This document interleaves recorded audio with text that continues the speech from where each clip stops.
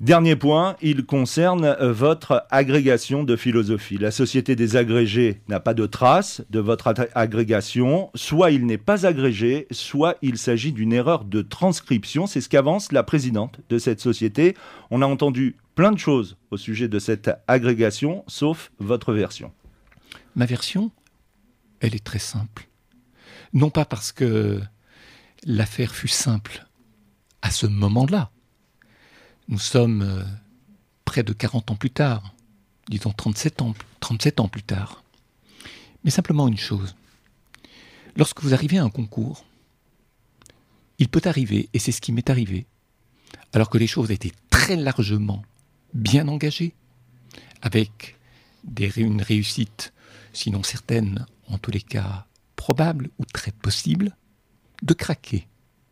Craquer, non pas sur une note, mais craquer parce qu'un événement tragique arrive à un moment où l'on ne peut pas subir, dans sa vie intime, des événements extérieurs au travail intellectuel. Et donc, cela s'est passé ainsi, événement tragique. Et puis ensuite, on entre dans le déni.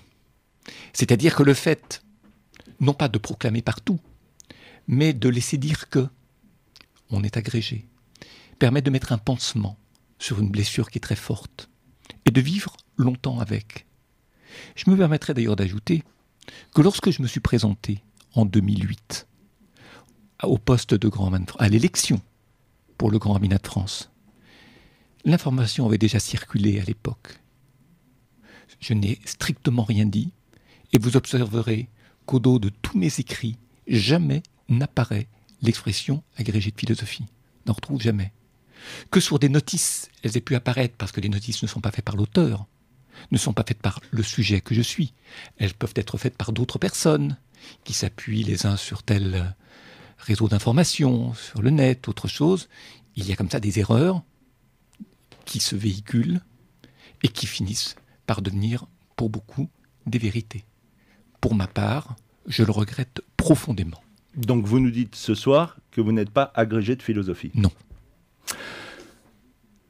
Jean-Noël Darde, spécialiste des plagiats, est à l'origine de toutes ces révélations. Est-ce que vous le connaissez ? Est-ce qu'il y a un contentieux entre vous ? Et pourquoi ces révélations sortent maintenant, alors que les livres cités ont été publiés il y a plusieurs années ?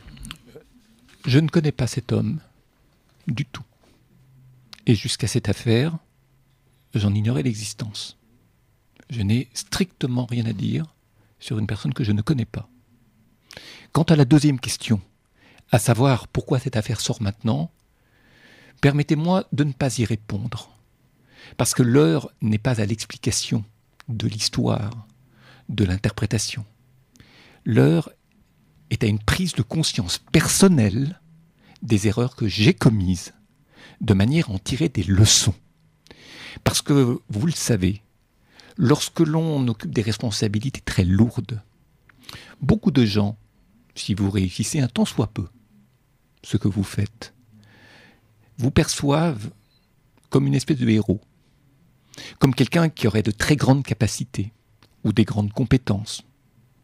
Et donc, vous n'avez pas envie de les décevoir. Et vous vous enfermez dans l'image que les autres peuvent avoir de vous et finalement vous donner à vous-même.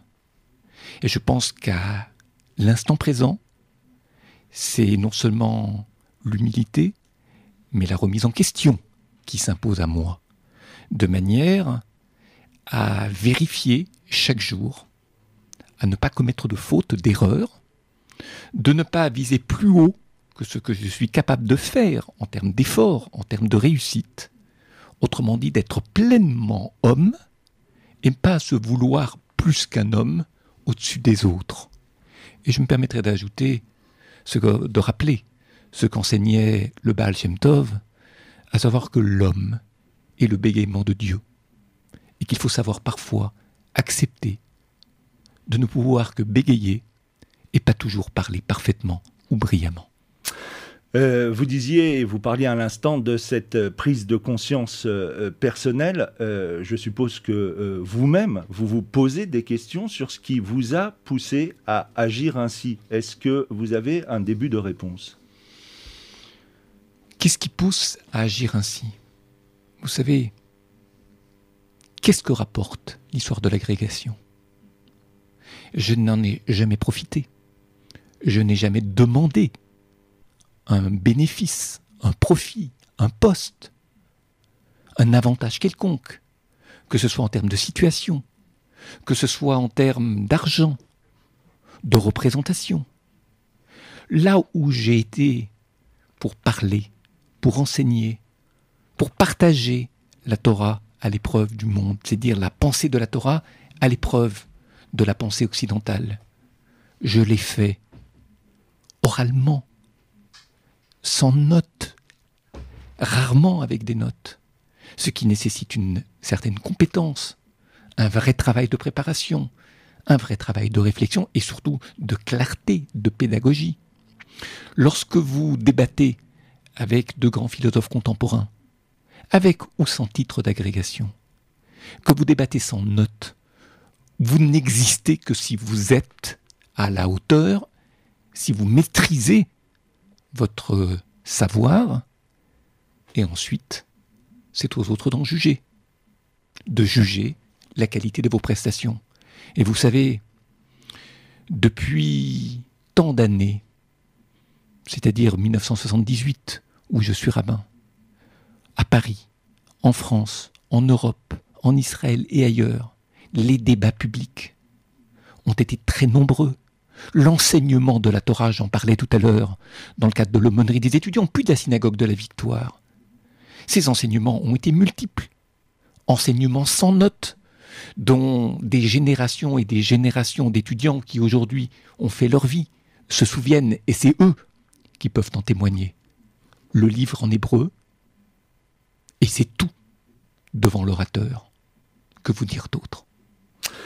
Internet où tout se dit sans limite s'est très vite emparé de cette affaire avec aussi bien des comités de soutien à votre personne que des collectifs appelant à votre démission. Ce soir, que dites-vous à ceux qui nous écoutent?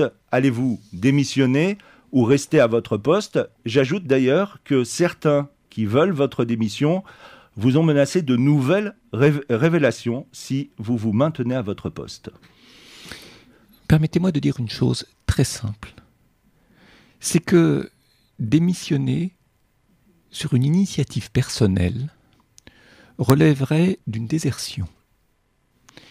Que par ailleurs, ce ne serait pas conforme à ce que j'ai toujours été dans la vie privée comme dans la vie publique, à savoir un homme qui sait prendre ses responsabilités. J'ajouterais également que ce serait un acte d'orgueil alors que je dois aujourd'hui agir dans la plus grande humilité. Et puis permettez-moi de dire, pour terminer, que ce serait contraire à la collégialité qui préside une telle décision. Et je crois que mon propos est très clair.